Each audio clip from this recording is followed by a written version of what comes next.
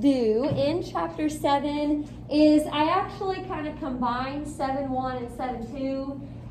So we're doing both sections today. Sounds like a lot, but really it isn't. I just kind of think it's better if you put it together instead of doing it in two separate days. So the title here is Graphing Exponential Functions. We probably need to talk about what an exponential function is first, and then we'll start to look at the graphs. So what I have up here is something that you'll want to copy down. It says an exponential function can be written in the form y equals a b to the x power. And then there's a couple, or I guess three things after that we have to think about. It says where a does not equal 0, so it can be anything but 0. B has to be greater than 0, but not equal to 1. So a lot of little conditions over there. A can't be 0. B has to be greater than 1, greater than 0, but not equal to 1. So thinking about all of that stuff in the back, basically A can't be 0 because if it was, 0 times anything is 0, and then it would just turn into y equals 0, so it's not even exponential. B can't be 0, it can't be negative, and it can't be 1. There's a lot of conditions about B. B is the base. Sometimes there's a number in front of it, but basically it's positive except it can't equal 1. The reason it can't be 1 is because 1 to any power is still 1, so then it would just turn out to be y equals 1, or something else if you had a number in front. It would just be a constant function instead of exponential. So the main thing to notice, and you're not really going to have to worry about all of that stuff, the main thing to notice is that the exponent is x. Now, I guess sometimes it could be negative x or maybe something else with the x. But the main thing is that the exponent has x in it. That's what makes it exponential. Now, you don't really need to copy this graph down because we'll do our own graphs here in a little bit. But I do want to show you what an exponential graph would look like. This is actually the graph of y equals 2 to the x power. You know, we don't really have like a parent graph for exponential functions because the base changes all the time. Sometimes it's 2, other times it might be 10, I don't know, it could be anything. So this is not really the parent graph. This is just the graph of y equals 2 to the x. So what you want to notice is, first of all, down here, I want you to know that this part of the graph does not actually go straight across. I know it kind of looks like it's going straight across, but actually I pulled this graph up on my graphing calculator so I could show you this a little bit better. If you watch my cursor here, and in particular, you're watching the y values, as I move to the left here, and I could do this all day long, until I hit that button, I could do it all day long. There we go. If I keep going to the left, you'll notice, and I must have done something silly when I hit that button. Let me try to redo here. Trace, there we go. Now the y's are moving. These y's will get closer and closer to 0, but they're never going to equal 0. Also, they're going to keep changing. So this is why I said earlier, even though it looks like it's going straight across right there, it's not. it's getting a little bit closer to 0 the whole way through. Now, you'll hear me say this a lot because some of you will have me for pre-calc trig and calculus in the future, but I'm going to say this a lot. Graphing calculators, if you have one, graphing calculators are very helpful, but they're kind of deceiving sometimes. This graph, on my calculator at least, looks like it's touching the x-axis. It looks like it's right on the x-axis, but it's not. Actually, it's just slightly above the x-axis or slightly above 0. So again, whenever we go to graph these here in a minute, we're just going to have to be careful about this part down here where it kind of looks like it levels out, but actually it just stays right above the x-axis. Now you will have some, or at least I think we'll have some, where maybe it's been shifted, so it may not be the x-axis that you're approaching. It might be some other value, but it's kind of the same idea.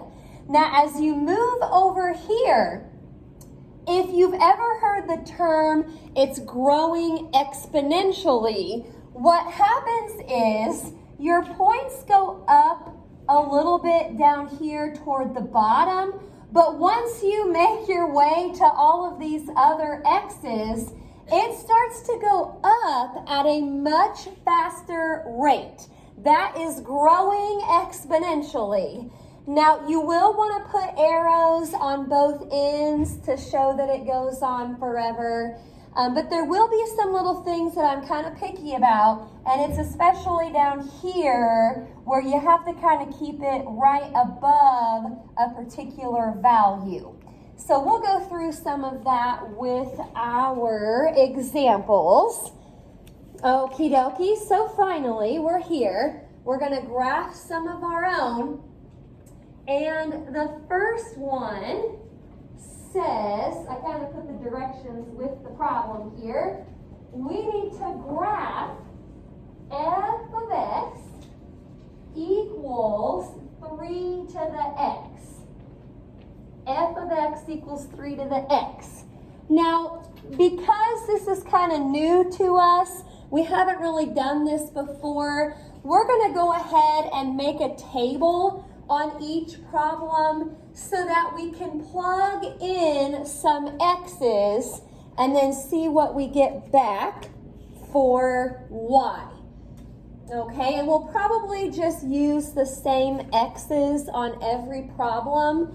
It's going to be a -2, -1, 0, 1, and 2. We're going to go ahead and stick with those.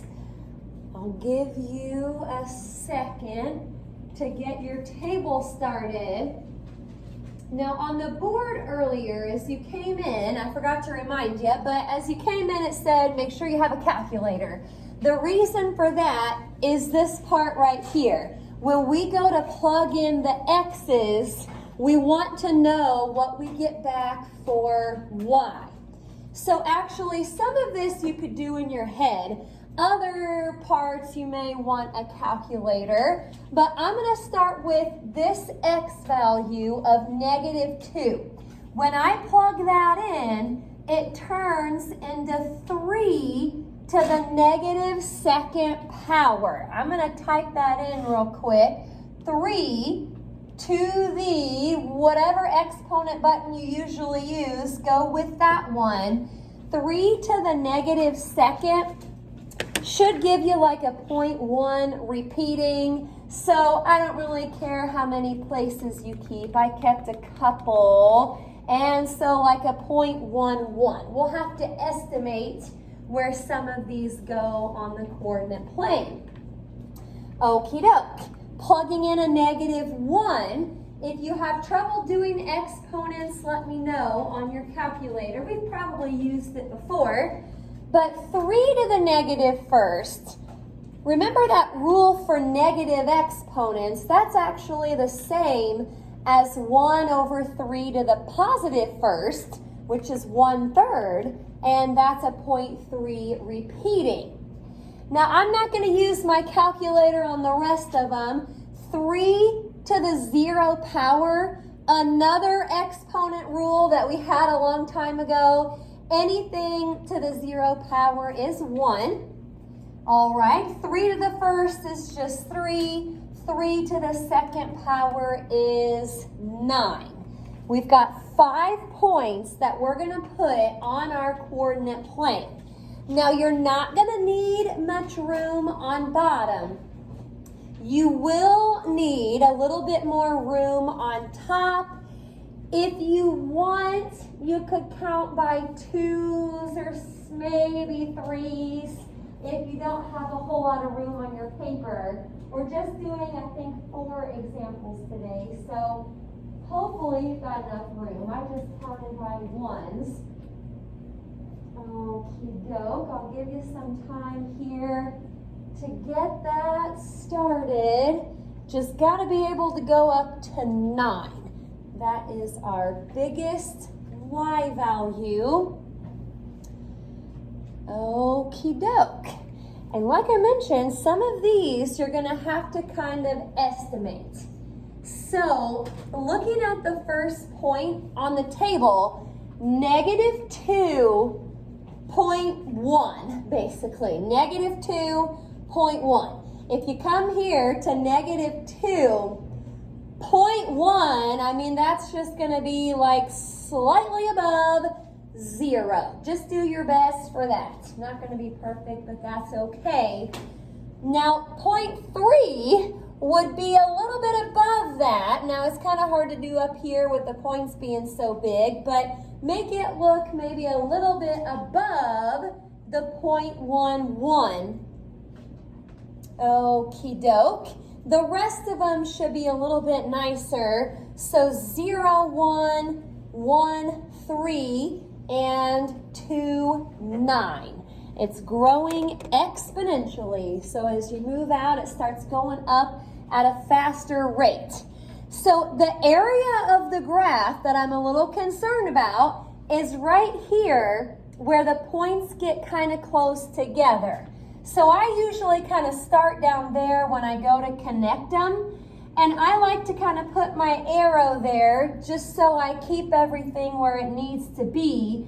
And this is going to start down there. I didn't do a great job of making that look closer and closer to the x-axis. The only thing I'll be picky about is if you connect these and you do something like that, that would be no good.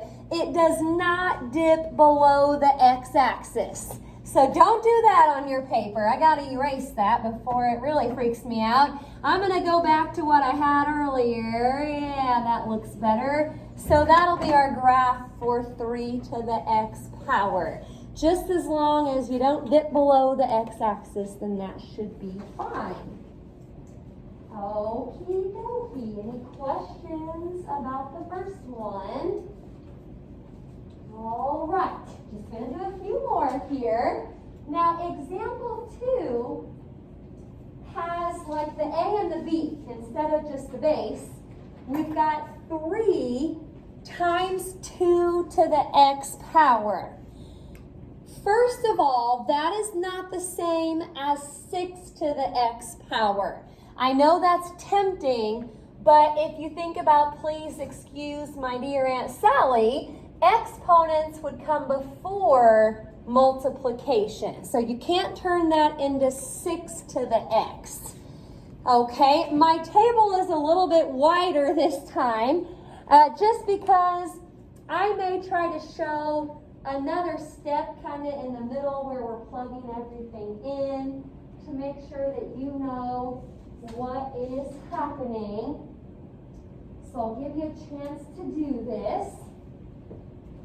All right, still using negative 2, negative 1, 0, 1, and 2. Now you could probably type it all in on some calculators. Just type in the whole thing. Like when you plug in the negative 2 first, Some calculators will let you just type it in like that.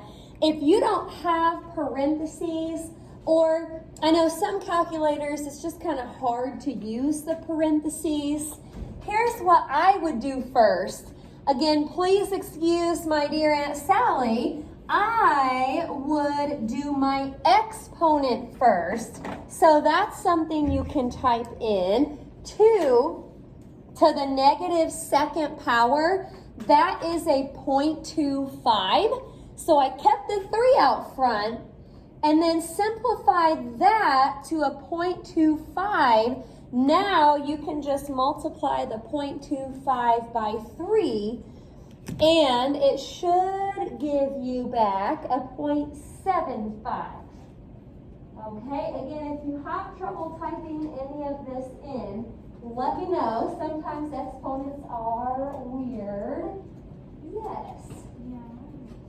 Okay, let's try this one here. Go ahead and do the 3, and then in parentheses, yep, 2, and go ahead and do, there it is. Yep. Just that one. You don't have to do second. It's possible your calculator may want parentheses around the -2. Try it without and let's see. Okay, it's not thinking about that, I guess. Yeah, that's good. If you did it on yours and didn't get 0.75, let me know. Okay, go ahead and do the 3, and then your parentheses. Yep, and then your exponent button is right there, and now, so it's going to be picky about the negative. Instead of using that, that's more for subtraction, use that button. I'm just going to scoot back over there. Now hit the negative, and then 2. Yeah, there you go. Yes, coming around here. Question.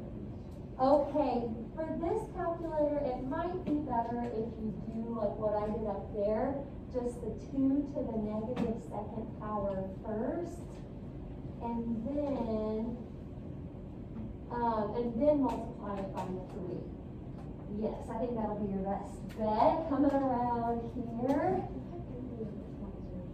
Okay, let's try it again. I just want to see what happens. So 3, and then parentheses, 2, and it's to the negative second. So you got your exponent button right there.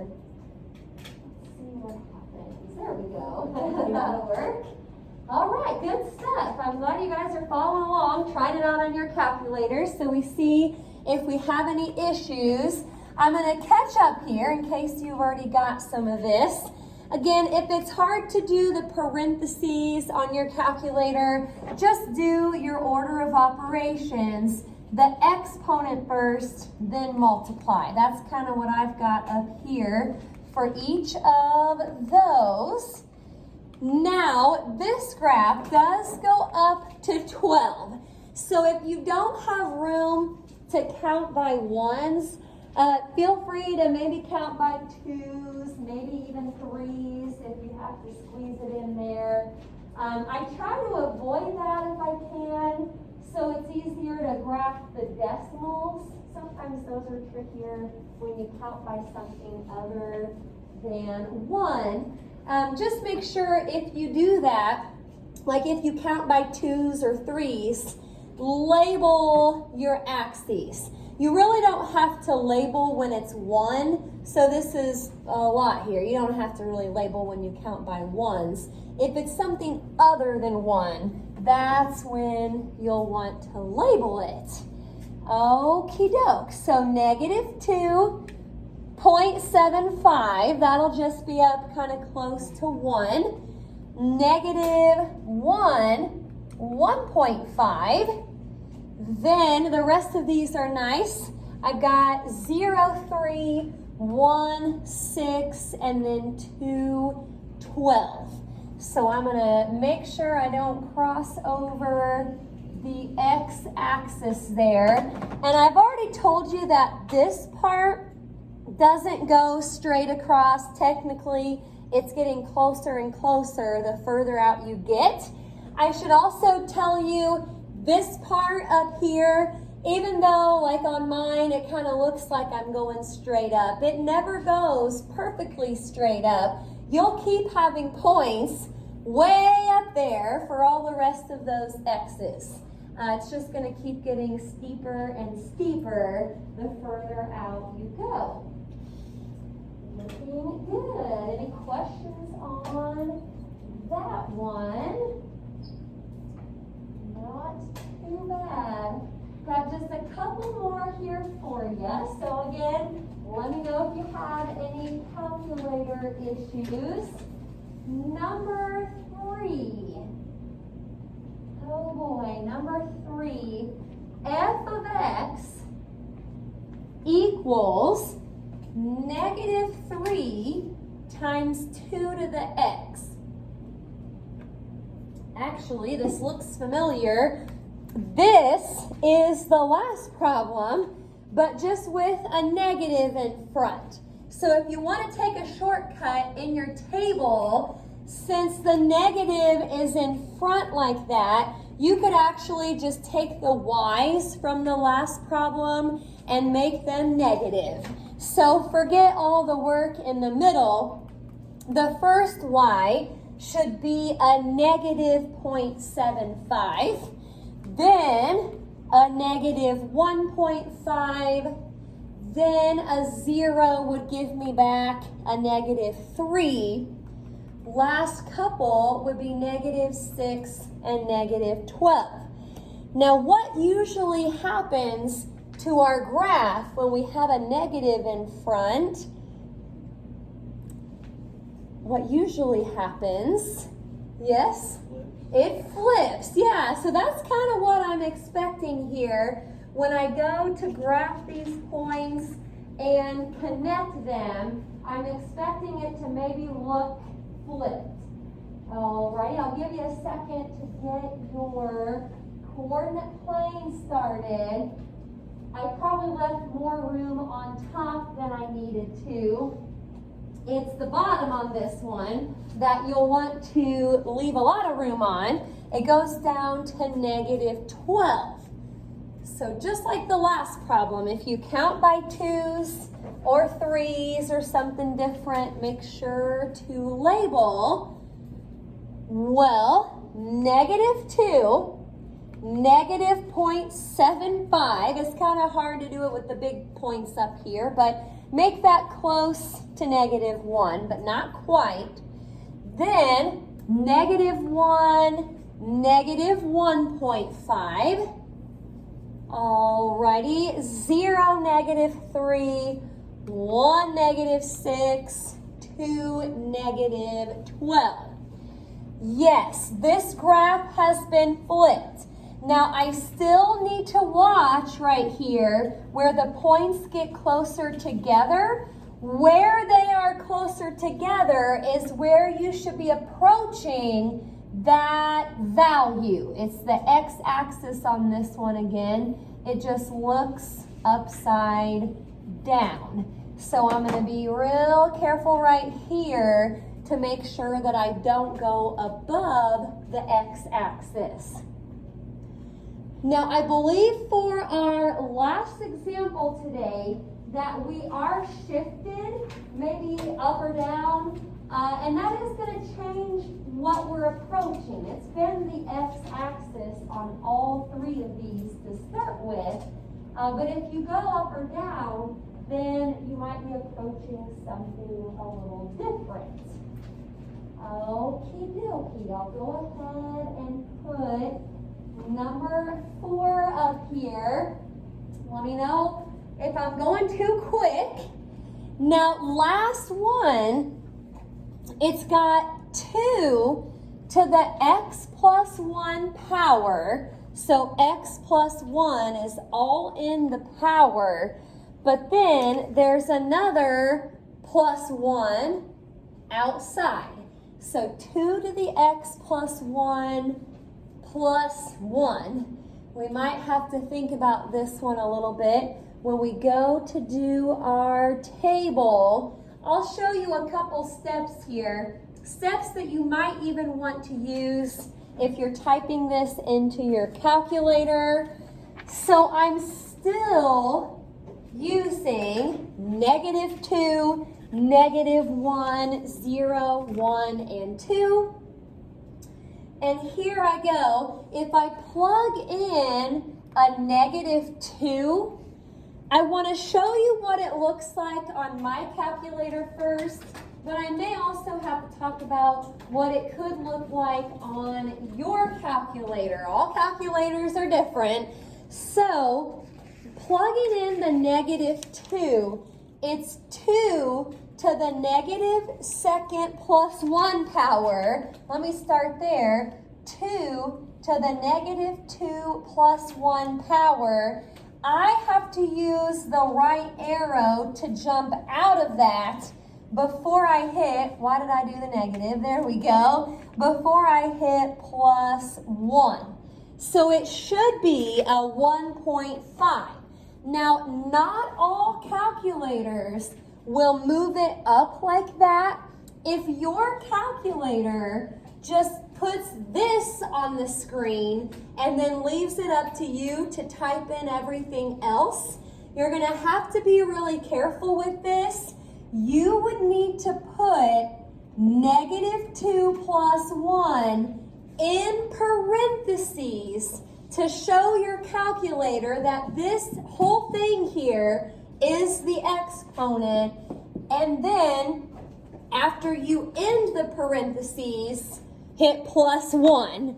Now, I know that's a lot to keep track of, so another way to do this is to go ahead and add the numbers first in the exponent. Let me show you what I did up here. -2 plus 1 is -1.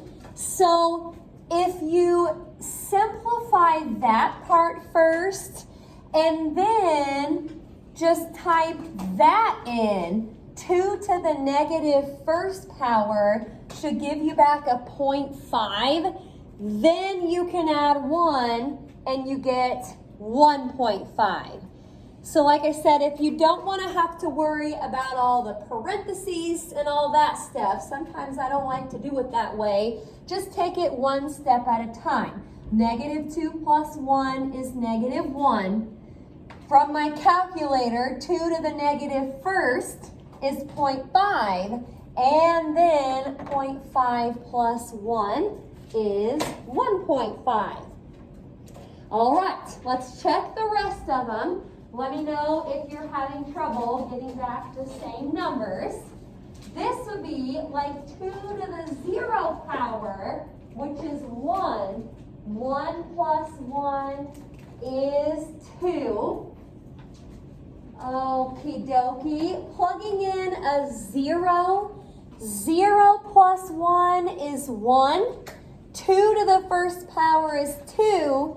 2 plus 1 is 3. Okie dokie, we're almost there. 1 plus 1 is 2. 2 squared is 4. 4 plus 1 is 5. And then finally, 2 to the 3rd power is 8. 8 plus 1 is 9.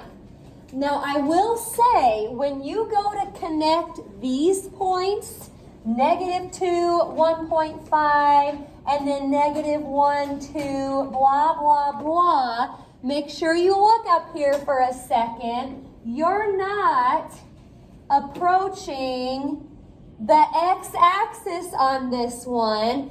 Actually, because it's been shifted up 1, remember adding on the outside moves it up, you are approaching the y value of 1. So the arrow needs to be just a little bit above that, and then I'll connect it the rest of the way.